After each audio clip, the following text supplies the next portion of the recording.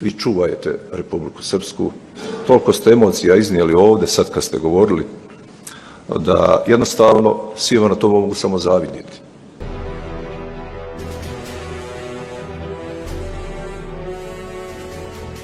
Poštovani gledalci, evo nas u još jednoj emisiji u kojoj živom riječju oslikavamo i osvjetljavamo 30 godina nastanka i postojanja Republike Srpske.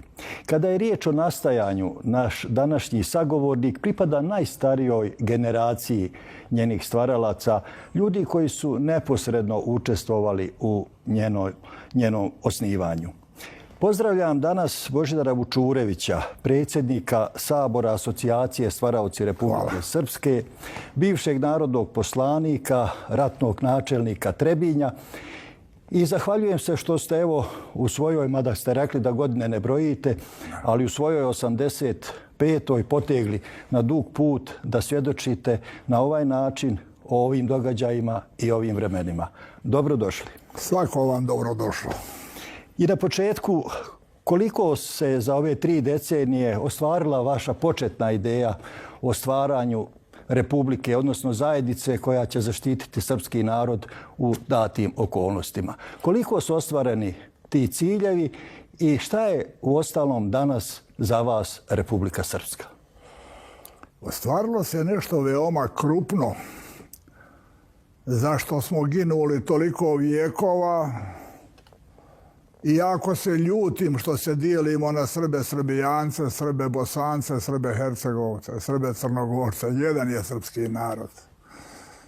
Stvorena je ipak druga srpska država, Republika Srpska, koja ima sve elemente državnosti osim priznanja.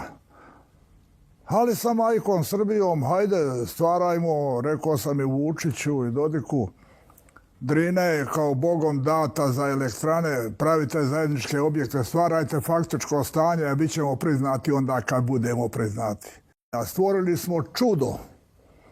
Odbranili se od 2 brojnija naroda. Sve su islamske zemlje pomagale muslimanima u Bosni i Hercegovini, katoličke zemlje Hrvatima, a mi smo ostali bili s Bogom nasamo. Nesretni Slobodan Milošević nigdje nije imao prijatelja ni saveznika. Kako smo ostali, kao da su nas vile prenijele protista klanaca i šaljem poruku, čuvajmo ovo ako imamo imalo pameti. Obzirom da je Bosna i Hercegovina, kada je rasturena Jugoslavija, bila Jugoslavija u malom, sačinjena od 3 naroda, svakome čast, ali zaista se ne trpimo, nema tu priče, tu je velika mržnja. Onda je buknuo rat u Bosni i Hercegovini. Ja sam vidio, onako za sebe razmišljao, iako nikad nisam bio u politici ni član nijedne partije, ni komunističke partije, nikad. Hrvati osnovaše Hrvatsku demokratsku zajednicu. Muslimani ovu njihovu SDA, jeste. Šta mi čekamo? I mi smo na stadionu Leotara to organizovali 14. jula. Tu se slila sva Hercegovina, dio Crne Gore, Boka, sasvim i tako. Osnovali smo opštinski odbor, ali osnovali smo i odbor za Hercegovinu. Onda se ja predao sav na taj posao. I od tada počinje moje druženje sa Radovanom Karadžićom, koji je meni dolazio i kući.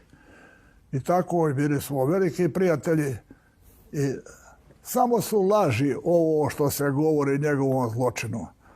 Dao sam onu svoju knjigu, ne smije reći poslednju, pisat ću ja još, nego ovu najnoviju. On je Radovanove naredbe, gdje naređiva da u dane Bajrama 13. i 14. srpska vojska ne smije pucati bez u slučaju nužne odbrane. Svaki narod ima pravo ovjerenog dokumenta u knjigu i tako. On nije bio nikakav zločinac, ali Srbi su bili zločinci prije nego je rat počeo. Jer se znalo da će samo oni još jednom ginu za Jugoslaviju, pa su naprijed osuđeni prvaci, a imena su dopisivana. Ja? Kad je pala Bastilja i feudalizam, Veliki njemački istoričar Leopold Ranke piše da se proširila velika revolucija na čitavu Evropu, a da su je Srbi prvi prihvatili sa 2 Karađorđeva ustanka.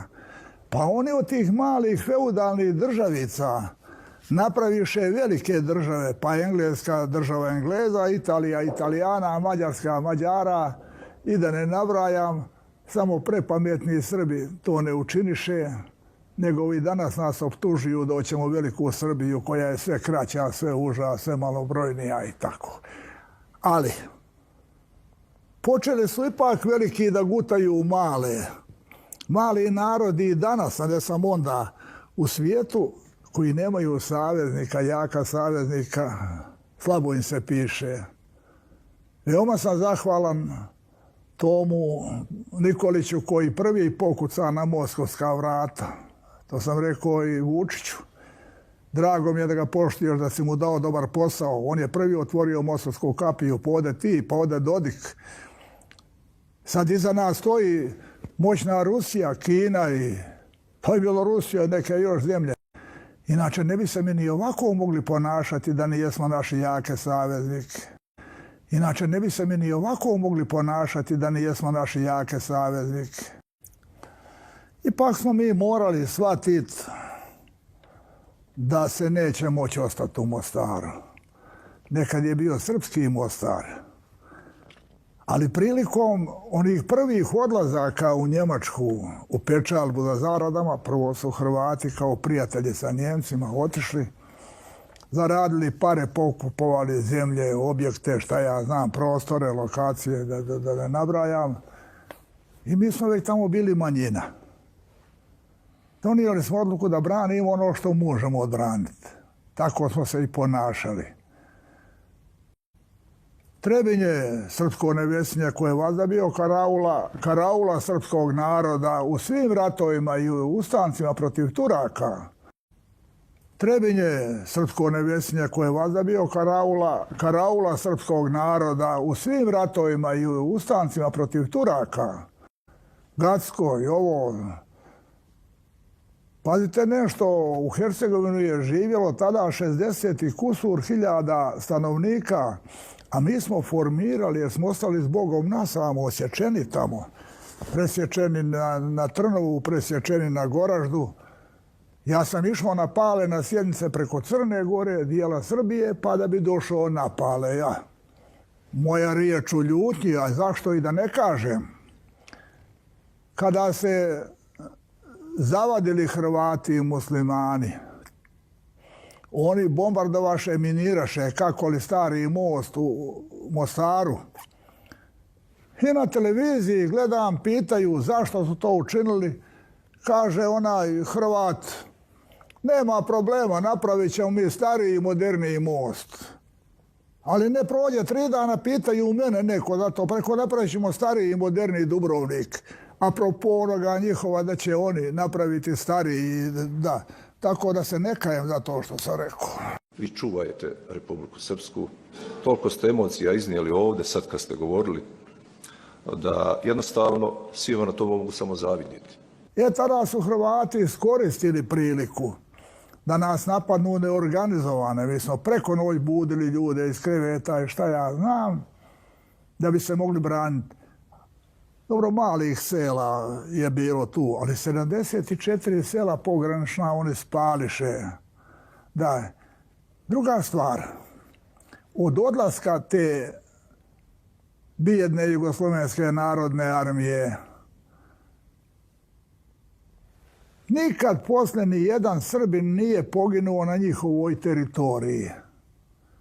Nijedan Srbin nije poginuo na njihovoj teritoriji, razmjenjivali smo poginule, ranjene i što ja znam, bez ako je zarobljen pa ga oni ubili.